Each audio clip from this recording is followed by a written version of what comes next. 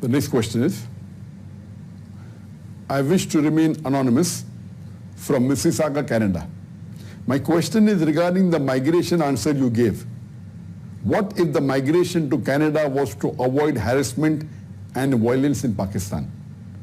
We have been robbed at gunpoint many times. In almost all government departments, people are forced to give bribes to get anything done. I have children who I don't wish to expose to this corruption culture.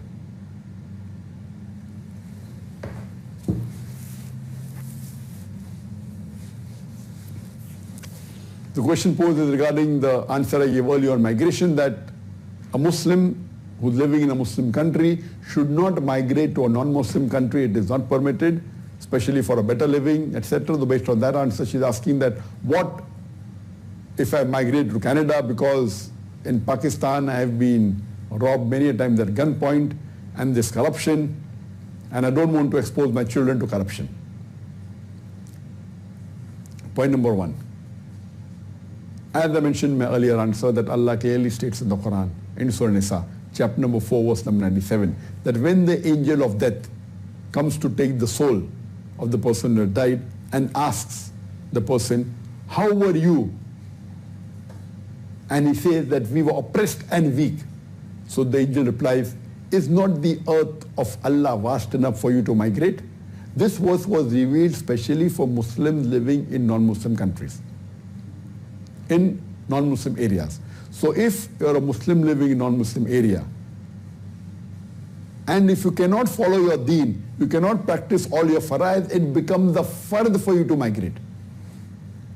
And if you can practice all your fara'id, and you're not harassed and you can do almost everything what's allowed in Islam, then it becomes the mustab to migrate, not a fard.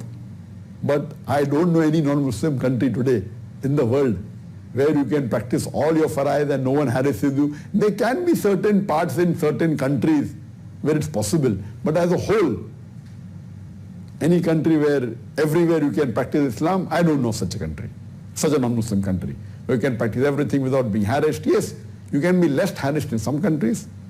You can practice more of Islam in certain countries, but following 100%, it is difficult.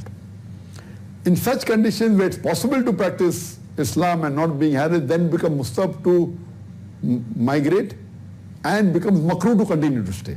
So based on that, what the scholars said and given the answer, it is not correct for a Muslim to migrate for greener pastures, for better living, for more income, for a better luxurious life. It's not permitted. Now coming to your question, then you give two reasons. In Pakistan, you have been robbed many a time at gunpoints. Now if you compare the crime rate in Pakistan and in Canada in terms of being robbed at gunpoint, of course in Western countries, in USA, Canada, etc., the violence of gunpoint killing and robbing is multiple times more than Pakistan. You see the statistics. The amount of people that are being robbed at gunpoint in America, it is then Pakistan, I'm aware, but America and Canada is much more than Pakistan. You see the statistics. So it's totally misconception on your part that Canada has got less robbing than Pakistan. Coming to your second point of corruption, that there is excessive corruption in the government. I don't want to expose your children to that. I do agree with you that the corruption in Pakistan may be more than the corruption in Canada or the Western countries. But corruption is a smaller sin as compared to other things. That you cannot practice Islam freely, you may not be able to offer salah, you may not be able to do a hijab. When you go out, there are glaring, obscene posters everywhere. So all these vis-a-vis corruption is a small issue. And according to the verse of the Quran of Surah Baqarah chapter 2 verse number 188, that use not your wealth as bait in order to eat other people's wealth. So bribing is haram. But the scholars say that if you are bribing to get your haqq, that what is really due to you, if you are bribing, it's permissible. For example, if some government servant is not purposely doing what they're supposed to do, or you want to have some connection of electricity, or you want some clearance, and they're not doing until you give a bribe. So scholars says, if that is your haq, it is your right, and if that government servant doesn't do that act unless you bribe, in these cases it is permissible. But if you're bribing to get a benefit that you don't deserve it, by bribing you're getting it, that is haram. So in bribing are of two types. One is to eat other people's right, that is haram, it's a major sin. But if you're bribing to get your right, so it's same in Pakistan, if you're bribing to eat someone else's right, it is haram, you should not do it. But if you're bribing just because the person wants a bribe and it's your haq, it's your right, in this case the scholar says this bribing is permissible. Avoid it, as a last resort it's permissible. But vis-a-vis, the reasons why I gave for not migrating to a non-Muslim land are far more serious. Your deen is in danger. Whatever evil is there in the Western countries is there even in the Muslim countries, but it is at a lesser percentage. The chances that you'll deviate away from Islam in a Western country is multiple times more than in the Muslim country. The amount of zina that is there, the amount of fornication, adultery that is there, it is also in the Muslim country, but it is less. The statistics what we have in the Western country, whether it be USA, Canada, it says that a girl, 95% of the girls by the time they pass university have lost their virginity. There may be zina in the other countries, but lesser. So how can you leave a Muslim country and go to a non-Muslim country where the evils and the haram acts are more? One or two haram may be more in Pakistan, I agree with you. But as a whole, if you, these are just excuses. What we Muslims do, we want some excuses to go to the Western country, to enjoy life, to take care of the luxury, to earn more money. So we try and look for excuses. So that's how we come up with the excuses. I don't want corruption. Okay, fine. Even I don't want corruption. And that reminds me that when I'd gone to Pakistan, I've been to Pakistan only once, in 1991, before I used to give lectures. And when I traveled in a train, I had a lot of Quran copies and Islamic books, and I wasn't aware of the limit that you can carry in the train. So I had many boxes, and then the ticket collector came and he said, "You're overweight, you cannot carry this in the train, in the compartment where you're traveling. It should be in the luggage room." I said, "I do not know. I'm sorry." So then the porter at the platform, he tells me, "Saab, मुझे 100 रुपया दो, मैं इसको पटाता हूँ. Give me 100 rupees, I will take care of him." I said, "I cannot do that.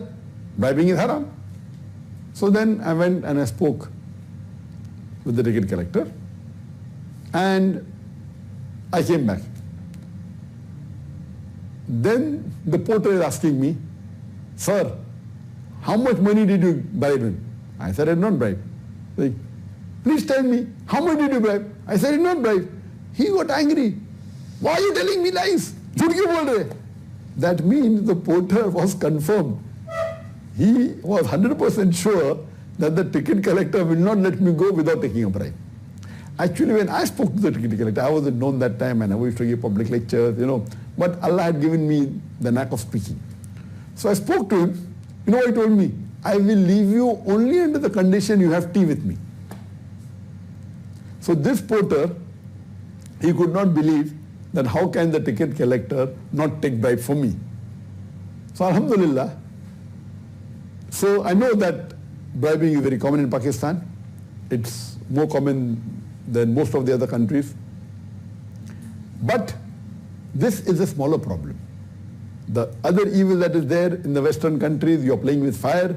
If you take your children there are high chances they get involved. They can get involved in zina, they can get involved in drugs, they get involved in alcoholism. I've got many friends all over the world, even in Canada. I know people who were so pious Muslims, husband, wife and children, all children Hafiz. And the lady now, the husband went outlined. The child who was a Hafiz al-Quran started taking drugs. And there are many such cases. So the point to be noted is that these Western countries, whether it be USA, Canada, yes, Canada may be better than USA, but yet it is not better than the Muslim countries. The chances that you will deviate, get involved in haram activity, whether it be zina, whether it be obscenity, whether it be pornography, whether it be drug addiction, whether it be alcoholism, it is much more as compared to Muslim countries, including Pakistan. I'm aware there is drug addiction in Pakistan. I'm aware there is alcoholism in Pakistan. I'm aware there is zina. But the percentage in the Western countries is much higher. It is glaring. When you go, you see billboards which are obscene. You cannot walk in the streets. So the percentage is very high. That is the reason I do agree with the scholars who say that it should not migrate from Muslim country to a non-Muslim country. You are playing with fire, you are jeopardizing your akhirah. So I yet stick to my answer, and I hope that this Muslim family goes back to Pakistan or goes to any other Muslim country, no problem, but see to it that you stay in a Muslim country. Hope that answers the question.